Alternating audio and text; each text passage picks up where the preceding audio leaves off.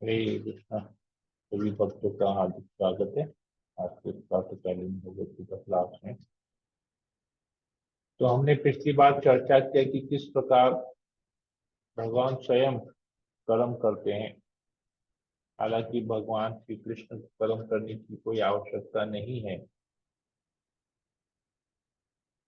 उनके पास तो सब कुछ है, फिर भी वे एक आदर्श स्थापित करने के लिए कर्म करते हैं।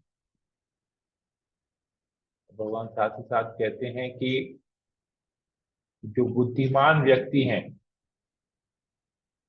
उनको चाहिए कि जो कम बुद्धि वाले हैं उनको सकाम कर्म करने से नहीं रोके,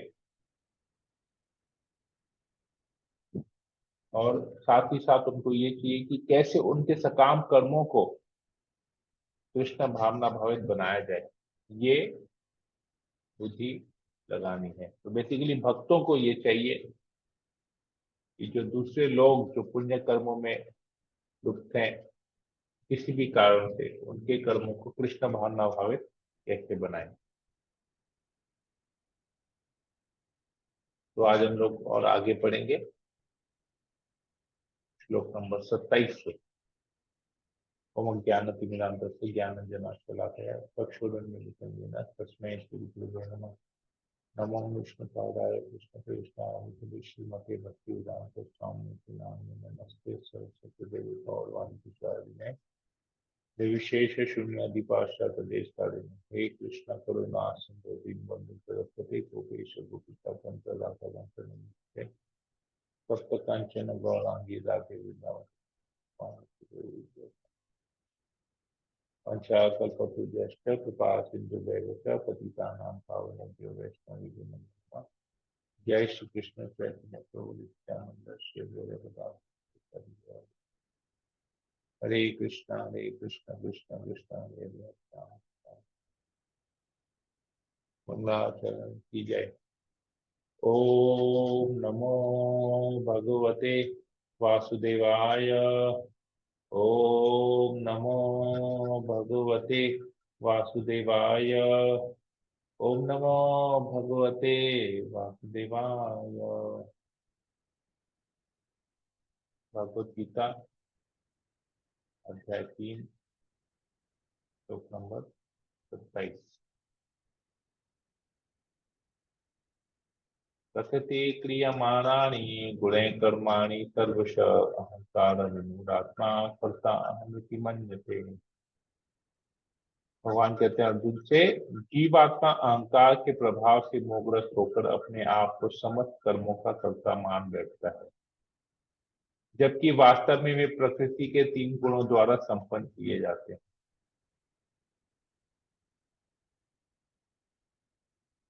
दो व्यक्ति जिनमें से एक कृष्ण भावना भावित है और दूसरा भौतिक चेतना वाला है, समान स्तर पर कार्य करते हुए समान पद पर प्रतीत हो सकते हैं, किंतु उनके पदों में आकाश पाताल का अंतर रहता है। भौतिक चेतना वाला व्यक्ति अहंकार के कारण आश्वस्त रहता है कि वह सभी वस्तुओं का कर्ता है। वह यह नहीं जानता कि शरीर की रचना प्रकृति द्वारा हुई है, जो परमेश्वर की अध्यक्षता में कार्य करती है। भौतिकतावादी व्यक्ति यह नहीं जानता कि अंततोगत्वा वह कृष्ण के अधीन है। अहंकारवश ऐसा व्यक्ति हर कार्य को स्वतंत्र रूप से करने का श्रेय लेना चाहता है, और यही है उसके अज्ञान का लक्षण।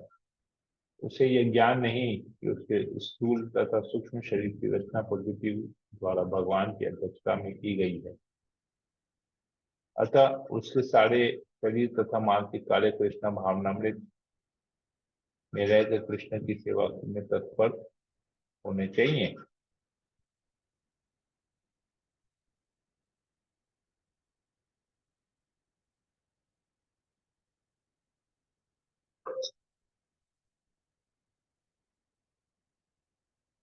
अज्ञानी व्यक्ति जब भूल जाता है कि भगवान ऋषिकेश कहलाते हैं, अर्थात वे शरीर की इंद्रियों के स्वामी हैं। इंद्रिय तृप्ति के लिए इंद्रियों का निरंतर उपयोग करते रहने से वह अहंकार के कारण वस्तु पर मोहग्रस्त रहता है, जिससे वह कृष्ण के साथ अपने शाश्वत संबंध को भूल जाता है। तो मनुष्य जो भी कार्य करता है और प्रकृति के 3 गुणों द्वारा संपन्न किया जाता है। परंतु अनेक अनेक व्यक्ति ऐसे हैं जो अपने आप को कर्ता मानते कि मैंने ये किया, मैंने वो किया, मैंने वैसा किया, मैंने ऐसा किया, तो इसका जो फल है वो भी मैं ही भोग करूंगा। तो भक्तों को भी देखा जाता है कि वो लोग भी कार्य कर रहे हैं, परंतु भक्तों के कार्य और साधारण व्यक्ति के कार्य में जमीन आसमान का फर्क है। तो करके आकाश पाताल का, क्या आकाश पाताल का अंतर है? कि भक्त जानता है कि वो जो भी कार्य कर रहे हैं वो भगवान की कृपा से संपन्न हो पा रहा है, और वो अपने कर्म फलों को भी भगवान को समर्पित कर देते हैं। परंतु भौतिकवादी व्यक्ति ऐसा नहीं करता। तो हम क्या करते हैं, इससे पता चलता है कि हम भक्त हैं या भौतिकवादी हैं। भगवान आगे कहते हैं, हे महाभाव, भक्ति भाव में कर्म तथा सकाम कर्म के भेद की को भली भांति जानते हुए जो परम सत्य को जानने वाला है वह कभी भी अपने आप को इंद्रियों में तथा इंद्रिय तृप्ति में नहीं लगाता। तो जो भक्त है उसे पता है भक्ति क्या है और सकाम कर्म क्या है, अर्थात पुण्य और भक्ति में उसको अंतर पता है।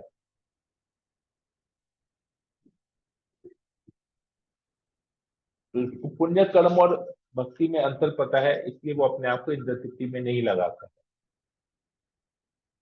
जैसे कि एक उदाहरण देते हैं, भक्ति और पुण्य कर्म के बीच का फर्क हम लोग देखते हैं क्या है। जैसे कि हम कोई अनुष्ठान करते हैं,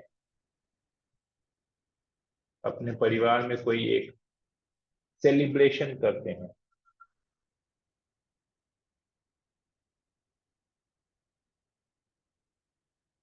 मान लीजिए एक गृह प्रवेश करते हैं, हमने एक नया घर लिया, गृह प्रवेश करवाया, उसमें गृह प्रवेश किया, यज्ञ किया।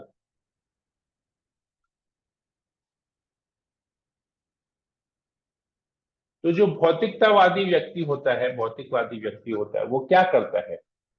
आप लोग बहुत लोगों के घर में गए होंगे, गृह प्रवेश के अवसर पे गए होंगे, और साधारणतः आपने यही देखा होगा कि लोग हवन करवाते हैं अपने घर में और बहुत सुंदर भोजन रखते हैं,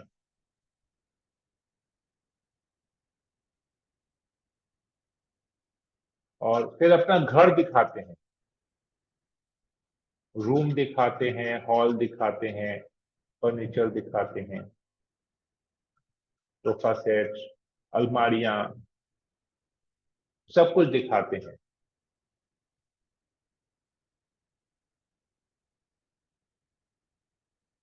और जब हवन खत्म होता है,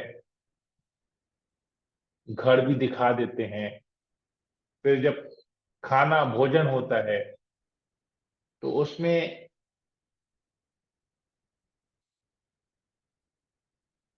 और फिर वो लोग जो लोगों को कुछ रिटर्न गिफ्ट भी देते हैं प्रसाद के रूप में। वो प्रसाद किसको भोग लगा पता नहीं, प्रसाद कैसे बना पता नहीं, परंतु प्रसाद कह के चलो हवन कर लिया ना, हवन करने से वो प्रसाद हो गया, ऐसा नहीं है। ये हो गया भौतिकतावादी कार्य,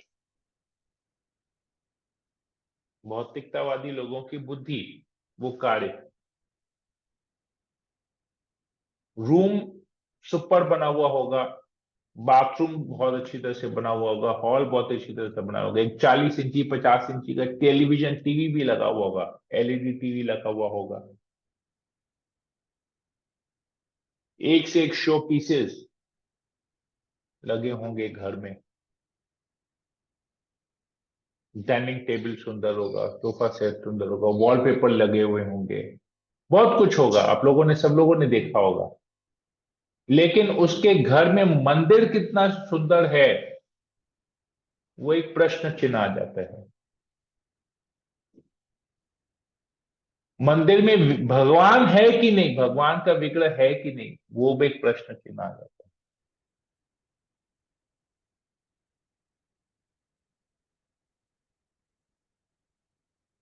इतना बड़ा घर,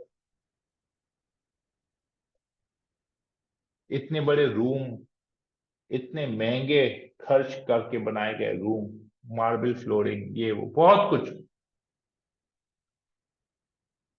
50 इंच का टीवी होगा, लेकिन एक मंदिर होगा 24 इंच का।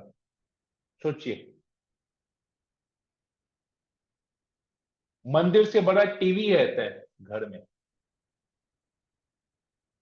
अपने लिए 200 स्क्वायर फीट का बेडरूम रहेगा, लेकिन भगवान के लिए 2 बाय 3 का एक जगह रहेगा, 6 स्क्वायर फुट का एक जगह रहेगा। तो इससे पता चलता है कि क्या है क्या नहीं है। कर्ता अहम इति मन्यते, मैंने किया, मेरा घर देखो, मेरा घर देखो, मेरा घर देखो, मेरा घर देखो, मेरा ये रूम है, मेरा ये किचन है, मेरा ये हॉल है, मेरा ये फ्लैट है। ऐसे कर्ता अहम इति मन्यते, अपने आप को कर्ता मान रहा है, सब कुछ मेरा है, मैंने किया है। लेकिन भक्त क्या करता है, भगवान को घर के बीचों बीच रखता है। कहते हैं, ये भगवान का किचन है, यहाँ पर भगवान के लिए भोग बनता है, कुकिंग होता है।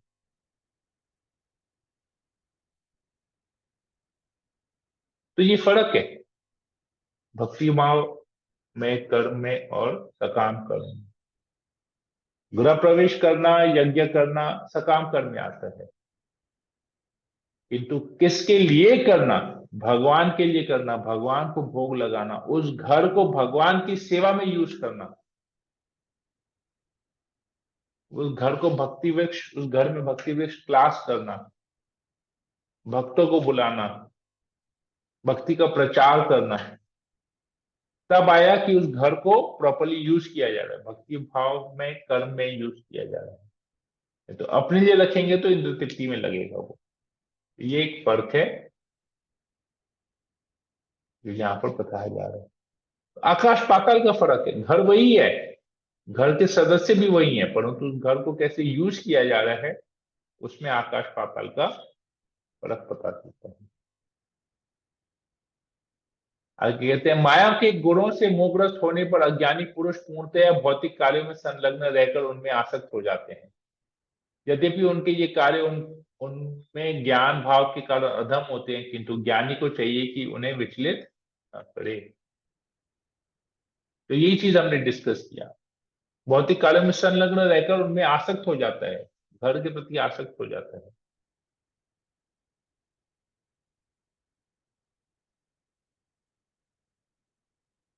तो ज्ञान में व्यक्ति को चाहिए कि उसकी आसक्ति को ना हटाए, उसके घर को यूज कराए कृष्ण भावनामृत में, तो वैसे वो विचलित नहीं होगा।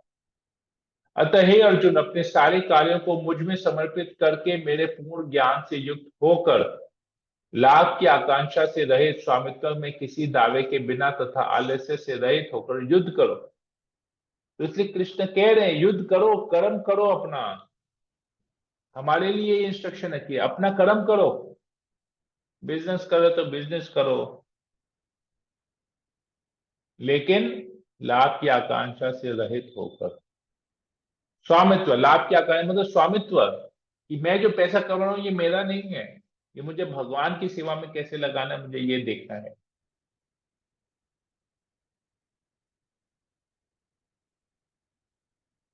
आलस्य से रहित होकर, आलसी नहीं बनना है, अपनी साधना को ठीक से करना है, भगवान को भोग लगाना है, प्रसाद ग्रहण करना है, 16 माला जप करना है, अपना गीता भागवत पढ़ना है, प्रचार करना है, बुक डिस्ट्रीब्यूशन करना है, सब कुछ करना है। धंधा कर लेंगे, पैसा कमा लेंगे, ऑफिस में बैठ के सारा दिन बैठ जाएंगे, नौकरी कर लेंगे, दुकान में बैठ जाएंगे, लेकिन जब बाकी का समय गया, अरे यार बहुत थक गया हूँ, आज छोड़ो यार, आज जप नहीं करूंगा, आज भागवत नहीं पढ़ूंगा, आज क्लास नहीं अटेंड करूंगा, थक गया हूँ बहुत। तो ये आलस्य से रहित होकर करना पड़ेगा। ये आलस्य को निकाल के फेंक देना पड़ेगा।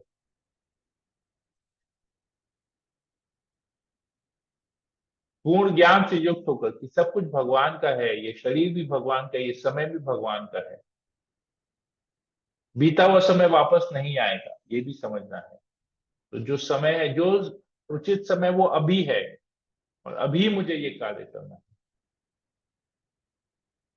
आगे कहते हैं, तो जो व्यक्ति मेरे आदर्शों के अनुसार अपना कर्तव्य करते रहते हैं और ईर्ष्या रहित होकर इस उपदेश का श्रद्धा पूर्वक पालन करते हुए सकाम कर्मों के बंधन से मुक्त हो जाते हैं।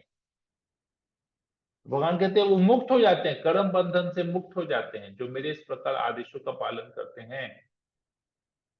तो हमें भी चाहिए कि भगवान के आदेश का पालन करें, अपने कर्मों को भगवान के आदेश अनुसार किया जाए, नहीं तो कर्म बंधन बनेगा। भगवान के आदेश के हिसाब करेंगे तो कर्म बंधन से मुक्त हो जाएंगे।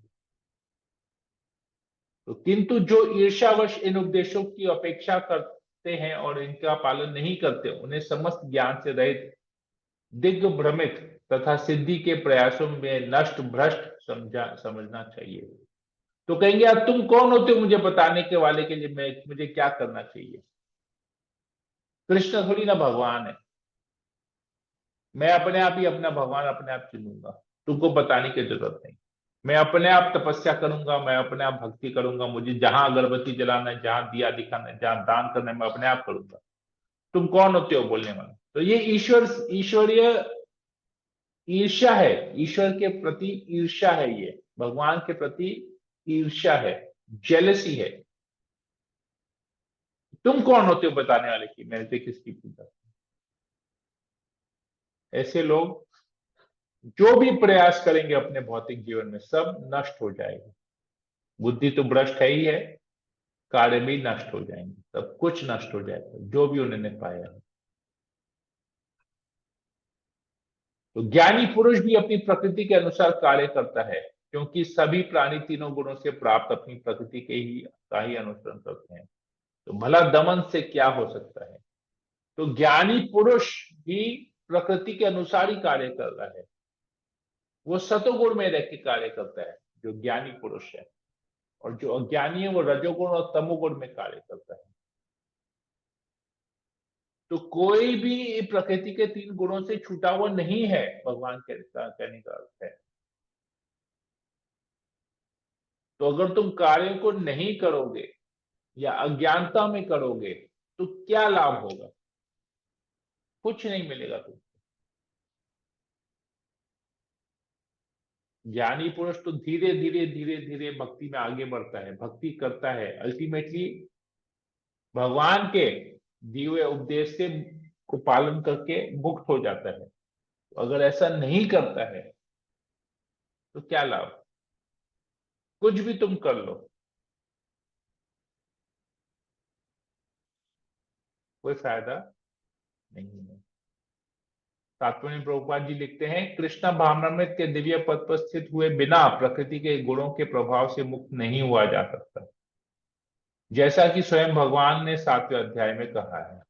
अतः सांसारिक धरातल पर बड़े से बड़े शिक्षित व्यक्ति के लिए केवल सैद्धांतिक ज्ञान से आत्मा को शरीर से पृथक करने करके माया के बंधन से निकल पाना असंभव है। ऐसे अनेक तथाकथित अध्यात्मवादी हैं जो अपने को विज्ञान में बड़ा चढ़ा मानते हैं, किंतु भीतर भीतर वे पूर्णतः प्रकृति के गुणों के अधीन रहते हैं, जिन्हें जीत पाना कठिन है। ज्ञान की दृष्टि से कोई कितना ही विद्वान क्यों ना हो, किंतु भौतिक प्रकृति की दीर्घकालीन संगति के कारण वह बंधन में रहता है। कृष्ण भावनामृत से भौतिक बंधन से छूटने में सहायक होता है, भले ही कोई अपने नियत कर्मों में के करने में संलग्न क्यों न रहे। अतः पूर्णतया कृष्ण भावना भावित हुए बिना नियत कर्मों का परित्याग नहीं करना चाहिए। किसी को भी सहसा अपने नियत कर्म त्याग कर तथाकथित योगी या कृत्रिम अध्यात्मवादी नहीं बन जाना चाहिए। अच्छा तो यह होगा कि यथास्थिति में रहकर श्रेष्ठ प्रशिक्षण के अंतर्गत कृष्ण भावना में प्राप्त करने का प्रयत्न किया जाए। इस प्रकार कृष्ण की माया के बंधन से मुक्त हुआ जा सकता है।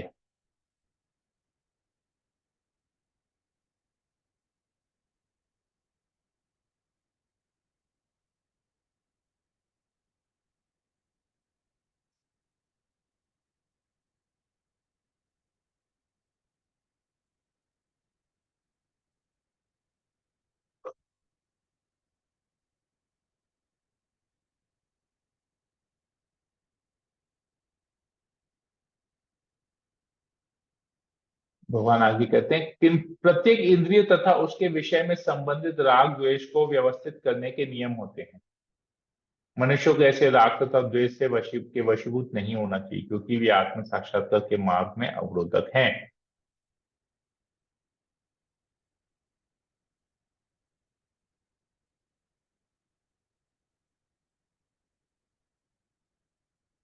रूपा जी समझाते हैं कि जो लोग कृष्ण भावना भावित हैं वे स्वभाव से भौतिक इंद्रिय तृप्ति में रत होने में जगते हैं, किंतु जिन लोगों की ऐसी भावना न हो उन्हें शास्त्रों के यम नियमों का पालन करना चाहिए। अनियंत्रित इंद्रिय भोग ही भौतिक बंधन का कारण है, किंतु जो शास्त्रों के यम नियमों का पालन करता है वह इंद्रिय विषयों में नहीं फंसता। उदाहरणार्थ यौन सुख बद्ध जीव के लिए आवश्यक है और विवाह संबंध के अंतर्गत यौन सुख की छूट दी जाती है। शास्त्रीय आदेशों के अनुसार अपनी पत्नी के अतिरिक्त अन्य स्त्री के साथ यौन संबंध वर्जित है। अन्य सभी स्त्रियों को अपनी माता मानना चाहिए, किंतु इन आदेशों का होते हुए भी मनुष्य अन्य स्त्रियों के साथ यौन संबंध स्थापित करता है। इन प्रवृत्तियों की को दमित करना होगा, अन्यथा वे आत्म साक्षात्कार के मार्ग में बाधक होंगी। तो लोग इंद्र तृप्ति करते हैं। इंद्र तृप्ति करने के लिए भी कुछ नियम दिए गए हैं, उन नियमों का पालन करना चाहिए। और भक्त को तो पता है कि क्या इंद्र तृप्ति नहीं करना चाहिए। तो यहाँ पर रूपा जी एक सेक्स लाइफ यौन संबंध के बारे में बताते हैं। तो विवाह के अंतर्गत यौन संबंध ठीक है, परंतु विवाह के बाहर करना पापमय जीवन है, पाप करना हुआ। इसी प्रकार भगवत गीता में आदेश भगवान कह देते हैं कि भगवान को भोग लगा के खाना चाहिए। हमने इसी अध्याय में पढ़ा 13 नंबर कि भक्त क्या करते हैं, सभी कुछ भगवान को भोग लगा के खाते हैं। जो ऐसा नहीं करते वे पाप खाते हैं। तो खाने का नियम दिया गया है, किंतु अगर उस खाने के नियम को नहीं पालन करेंगे तो पाप में जीवन व्यतीत करेंगे। पाप में जीवन मतलब बंधन बंधन का जीवन होगा, भौतिक बंधन। इसलिए सब कुछ कृष्ण के लिए करना चाहिए। तो अपने नियत कर्मों को दोषपूर्ण ढंग से संपन्न करना भी अन्य के कर्मों को भलीभांति करने से श्रेष्ठकर है। स्वीय कर्मों को करते हुए मरना पराये कर्मों में प्रवृत्त होने की अपेक्षा श्रेष्ठतर है, क्योंकि अन्य किसी के मार्ग का अनुसरण भयावह होता है। तो अपने कार्यों को करना चाहिए, हमको कॉपी नहीं करना चाहिए कि अगला वैसा कर दे तो हम भी वैसा करेंगे, क्योंकि हर मनुष्य की परिस्थिति अलग है।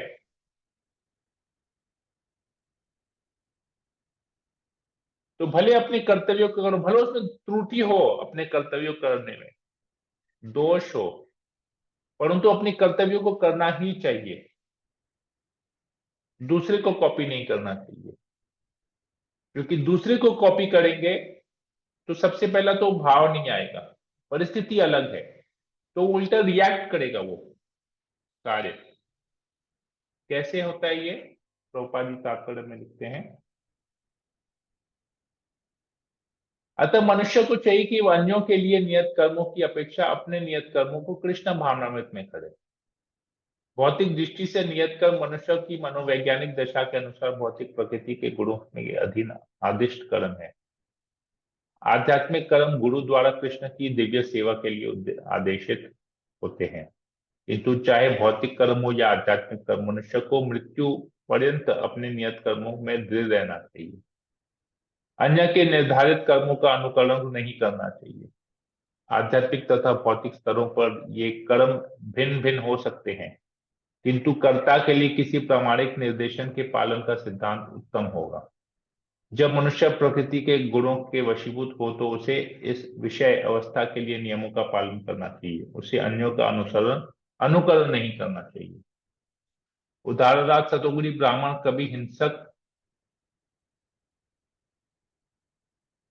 नहीं होता, किंतु रजोगुणी क्षत्रिय को हिंसक होने की अनुमति है। इस तरह क्षत्रिय के लिए हिंसा के नियमों का पालन करते हुए विनष्ट होना जितना श्रेष्ठकर होगा उतना अहिंसा के नियमों का पालन करने वाले ब्राह्मण का अनुकरण नहीं। हर व्यक्ति को एकाएक नहीं अपितु क्रमशः अपने हृदय को स्वच्छ बनाना चाहिए। किंतु जब मनुष्य प्रकृति के गुणों के लांग कर कृष्ण भावना में पूर्णतः लीन हो जाता है तो प्रामाणिक गुरु के निर्देशन में सब कुछ कर सकता है। तो ऐसा नहीं है कि अगर वो व्यक्ति संन्यास ले लिया, सब कुछ कर्म को छोड़ के चले गया, तो हमको उसका अनुकरण नहीं करना है कि हम ये सोचेंगे कि यार हम भी कल से गेरुआ पहन लेंगे, घर छोड़ के चले जाएंगे, जंगल में जाएंगे, भीख मांगेंगे, ऋषिकेश में जाके रह जाएंगे, इलाहाबाद में जाके रह जाएंगे, आश्रम में जाके रह जाएंगे, हो जाएगा। भाई रह के क्या करेंगे? वो तो देखा नहीं, अलग होके रहेंगे खाली, ये वो तो ये गलत है। दूसरे का अनुकरण करना हुआ नहीं। हम जिस अवस्था में हैं, हम जिस जहां पर हैं, हमको अपने कर्तव्यों को उसी तरीके से करना चाहिए और साथ ही साथ कृष्ण भावना भावित होने का प्रयास करना चाहिए।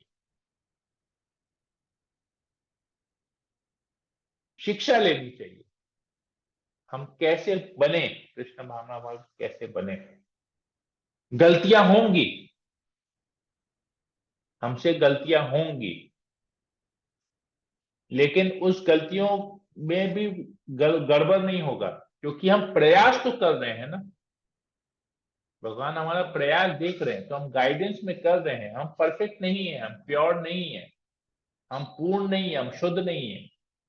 किंतु जो पूर्ण है, जो शुद्ध है, जो गुरुजन है, उनके आदेश अनुसार करेंगे तो धीरे धीरे धीरे धीरे हो जाएगा। जैसे मैं एक उदाहरण देता हूं, अभी जैसे हम लोग का ब्राह्मण दीक्षा हुआ, तो ब्राह्मण दीक्षा में हमको बहुत सारे नियम बताए गए, ऐसा करना है, ऐसा करना है, ऐसा करना है, ऐसा करना है। लेकिन साथ ही साथ हमको बोल दिया गया कि शुरू शुरू में आप लोग से गलतियां होंगी, आप लोगों से गलतियां होंगी, तो गलतियों को सुधार, ऐसा नहीं है कि गलतियां होंगी तो गलतियां करते रहेंगे, करते रहेंगे, करते रहेंगे, सुधारेंगे नहीं। लेकिन गलतियां होंगी और गलतियों को सुधारना भी इस प्रकार, आपको गलतियों को सुधारना है, ताकि ऐसा गलतियों को सुधारते करते करते करते करते आप लोग परफेक्ट हो जाएंगे, फिर आप लोगों से गलतियां नहीं होंगी। तो कोई भी चीज को नया करेंगे तो गलतियां होंगी, त्रुटि होगी। देखा देखी नहीं करना है, गाइडेंस में करना है। तो उन लोगों ने गाइड किया कि अगर आपसे जब गलती होगी तो गलती को कैसे सुधारा जाए, वो प्रोसेस भी उन्होंने बताया। उन्होंने एक्सेप्ट किया कि गलती होगी, क्योंकि हम कुछ चीज नया कर रहे हैं। तो इसको बोलता है गाइडेंस में रह के अनुसरण करना, अनुकरण नहीं। भाई उसका ब्राह्मण दीक्षा हो गया, हम भी ब्राह्मण दीक्षा ले लेंगे, हम भी जनेऊ पहन लेंगे, बाद बाकी जो भी हो, नहीं तो पाप हो गया। गाइडेंस में रह के करना है। ब्राह्मण बनना खाली जनेऊ पहनना नहीं हुआ, खाली गायत्री जप करना नहीं हुआ, उसके साथ और भी बहुत सारे नियम हैं जो प्रॉपर गाइडेंस में ही किया जाता है। इसी प्रकार कृष्ण भावना भावित का जब हम प्रयास करते हैं, जब हम साधना करते हैं, तो वो गाइडेंस में रह के करना है। जैसे हमको किसी ने कहा था, प्रभु जी हमारा ना 5 मिनट में 5 मिनट में ना एक माला जप हो जाता है, हमारा सवा घंटे में 16 माला जप हो जाता है। अरे सवा घंटे में 16 माला कैसे संभव है? आप तो खा जा रहे हैं अक्षरों को, संभव ही नहीं है। हाई स्पीड में भी करेंगे तो 8 मिनट आपको लगेगा कम से कम, अगर हर एक शब्द का उच्चारण करेंगे तरीके से, जितना भी आप स्पीड करें, अगर हर एक शब्द का उच्चारण भी ठीक से करेंगे तो भी आपको 8 मिनट लगेगा। तो उस हिसाब से 2 घंटा 5 मिनट लगना चाहिए आपको, उससे जल्दी हो ही नहीं सकता है। तो लोग मतलब अनुकरण कर रहे हैं, 16 माला जब तो कर रहे हैं, लेकिन कैसे कर रहे हैं वो नहीं पता। तो अपने मन माने ढंग से कर रहे हैं, नियम का पालन किया कि माला जप करना है, लेकिन कैसे जप करना है वो नहीं किया, अनुकरण किया। अनुसरण होगा जब गाइडेंस में करेंगे, प्रॉपर कैसे उच्चारण करना है, कितना समय लगता है, किस भाव से करना है, तो ये यहां पर बता रहे हैं। अनुकरण नहीं करना है, वो करेगा तो अरे वो 2 घंटा में करता है ना, हम 1.5 घंटा में करके दिखाएंगे। कंपटीशन नहीं करना। कंपटीशन करना है सही, आगे बढ़ने के लिए, अगले को नीचा दिखाने के लिए नहीं। स्पिरिचुअल कंपटीशन में लोग एक दूसरे के सहायक बनते हैं। मटेरियल कंपटीशन में, भौतिक जगत के कंपटीशन में एक दूसरे को नीचा गिराते हैं। ये हमको तो अनुकरण नहीं करना है, अनुसरण करना है। प्रयास करना है कि हम त्रुटिपूर्ण कार्यों को कैसे ठीक करें, कैसे सुधारें अपनी गलतियों, अपने ही कर, किसी को कॉपी नहीं करना है, करना है गाइडेंस में रह के करना, आदेश अनुसार करना, मनमाने ढंग से नहीं करना। हरे कृष्णा। यहीं पर ही रखते हैं।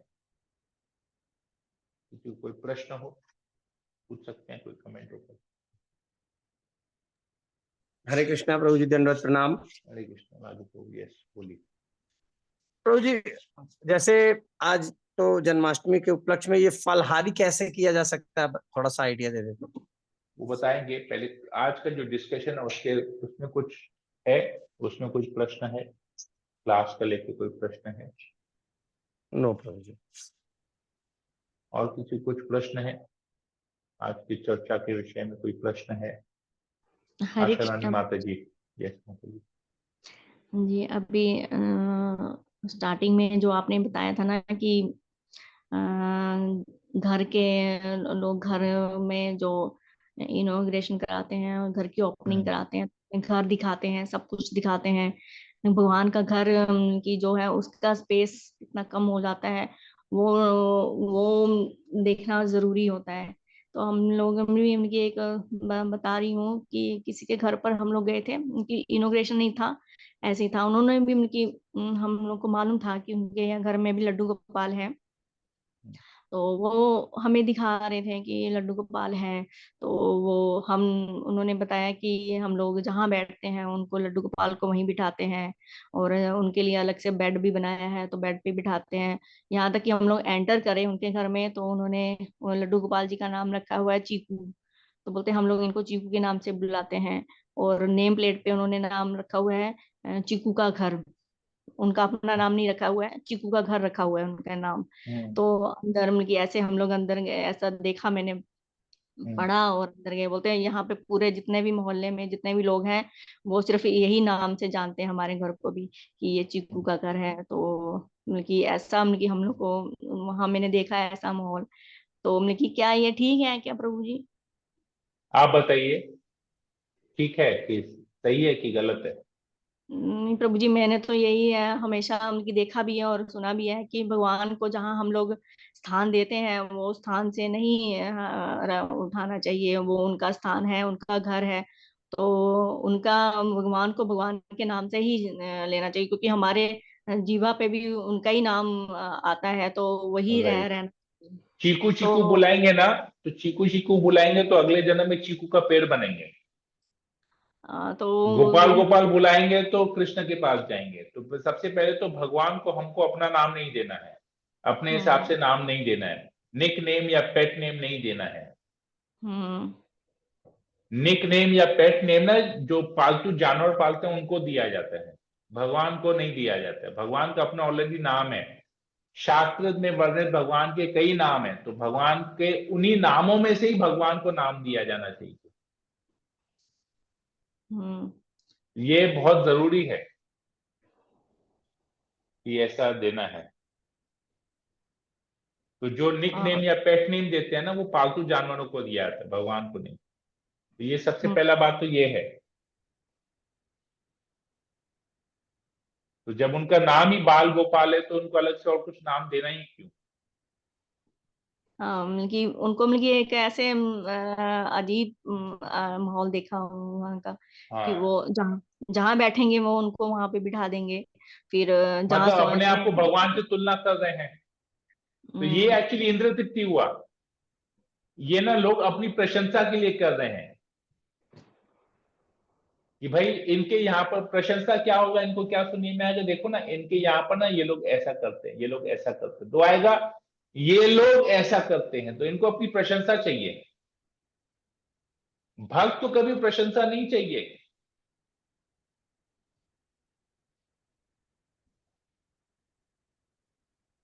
ये समझना पड़ेगा। वो हमें बता रहे थे, बोले अरे मेरे दिमाग में मतलब कि ऐसा ऐसा आता है, ख्याल आता है कि इनके लिए अलग से चेयर होनी चाहिए, इनके लिए अलग से बेड होना चाहिए, तो मैंने बहुत उनका अच्छा बनाया। भाव है, इनके लिए सब कुछ अलग हाँ। होना ही चाहिए, तो मैंने लेकिन वो उनके लिए बताने की बनाया। जरूरत नहीं है किसी को। हम्म। बताने का मतलब है हमको अपना लोग हमारे बारे में सोचते हैं कितने बड़े कितने उच्च कोटि के भक्त हैं जो भगवान के बारे में इतना सोच रहे हैं। लेकिन मैंने भगवत गीता के बारे में बताया, क्लास के बारे में बताया, लेकिन वो नहीं सुना उन्होंने। हाँ, तो इसे पता चल गया। हाँ, तो बोलते ये हैं नहीं एक्चुअली हमारे सकाम कर्म हो गया, ये अकेडमी। भक्ति नहीं, सकाम कर्म है, अपनी प्रशंसा के लिए, अपनी वाहवाही के लिए लोग ये सब कुछ कर रहे हैं। तो जो सबसे हम्म। फेमस है, कृष्ण तो सबसे फेमस है, तो कृष्ण के बारे में बोलेंगे तो जो भी बोलेगा वो भी फेमस हो जाएगा। लेकिन वो हम्म। अपने आप को फेमस नहीं करना चाहता। भक्त चाहता नहीं कि मेरी गुणावली हो, भक्त चाहता है कि कृष्ण की गुणावली हो, भगवान की गुणावली हो। लेकिन ये लोग जो कर रहे हैं, ये लोग अपने लिए कर रहे हैं, लेकिन भगवान ऐसे लोगों के ऊपर भी कृपा करते हैं। लेकिन हम लोगों का मूड ऐसा नहीं होना चाहिए। भगवान का नाम है, भगवान के नाम से ही भगवान को बुलाना चाहिए, अलग से कुछ नाम रखने की जरूरत नहीं है।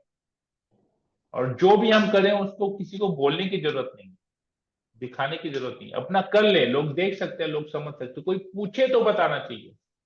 अपने आप से ही बोलना स्टार्ट करना मतलब अपनी वाहवाही करना, अपने बारे में बड़ा चला के बोलना, तो ये गलत है। और कुछ किसी को कुछ पूछना है? हरे कृष्णा प्रभु। हाँ, और किसी को कुछ पूछना है, कुछ बोलना है? नहीं? ठीक है, तो रिकॉर्डिंग को यहीं पर फिलहाल स्टॉप करते हैं, और अलग से फिर क्वेश्चन आंसर जन्माष्टमी के लिए हम देखते हैं। हरे कृष्णा कृष्ण कृष्ण हरे हरे, हरे राम राम राम हरे हरे। वंशाकल्पतरुभ्यश्च कृपा सिन्धुभ्यश्च पतितानां पावनेभ्यो वैष्णवेभ्यो नमः। अमृत भक्तवृंद की जय, श्रील प्रभुपाद की जय, भगवद गीता की जय। हरे कृष्ण।